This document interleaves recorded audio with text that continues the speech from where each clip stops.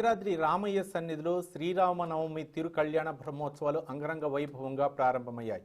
ముందుగా అర్చకులు ఉగాది పర్వదినం సందర్భంగా లక్ష్మణ సమేత సీతారాములకు విశేషాభిషేకం నిర్వహించారు.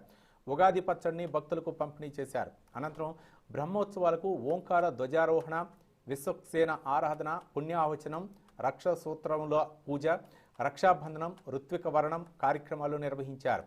అనంతరం 118 మంది పండితులకు దీక్షా వస్త్రాలు ఆలయాధికారులు చేతుల మీదుగా అందించారు. ఉత్సవాల్లో భాగంగా రేపు ఉదయం అగ్నిమాధనం కార్యక్రమం ఉంటుందని, ఇలా రోజుకు ఒక కార్యక్రమం ద్వారా బ్రహ్మోత్సవాలు జరుగుతాయని ఆలయ వేద పండితులు మురళీ కృష్ణమాచార్యులు తెలిపారు. ఈ ఉత్సవాన్ని మీకు సమర్పిస్తున్నాము, అనుగ్రహించి స్వీకరించండి అని ప్రార్థించాలి. అది ఆగమోక్తంగా చేయడం జరిగింది. ఋత్విక్కులంతా కలిసి మూలమూర్తుల సన్నిధిలో ప్రార్థన చేసిన తరువాత ఊరేగింపుగా వచ్చి ఉగాది నాడు ప్రతివారు ఇంటి మీద ఓంకార ధ్వజాన్ని ఎగరవేయాలి అని శాస్త్రం.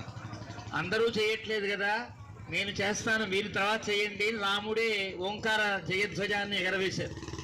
ఆ ఓంకార జయధ్వజ ఆరోహణ జరిగిన తర్వాత చిత్రకూట మండపంలో కూర్చుని విశ్వక్సేన పూజ, పుణ్యాహవాచనము, రక్షా సూత్రముల పూజ, రక్షాబంధనము, ఋత్విగ్వరణము, రక్షాబంధనము కార్యక్రమాలు జరిగాయి. అంటే ఈ పుష్కరోత్సవముల ఈ రామక్రతులో ఎవరైతే పాల్గొంటున్నారో ఆ పాల్గొనే వారందరికీ ఎవరెవరు ఏ ఏ పని చేయాలో వారికి నియమించి, వారికి యోగ్యతను కలిగేటట్లుగా పంచగవ్య ప్రాశన చేయించి, ఏదైనా చిన్న చిన్న తప్పులు ఉంటే ఆ తప్పులన్నీ తొలగి రాముడి యొక్క కైంకర్యంలో వాళ్ళు యోగ్యులు అయ్యేటట్లుగా పంచగవ్య ప్రాశన చేయించిన తరువాత ఋత్విగ్వరణం జరిగింది. మూలమూర్తుల సన్నిధికి వెళ్ళి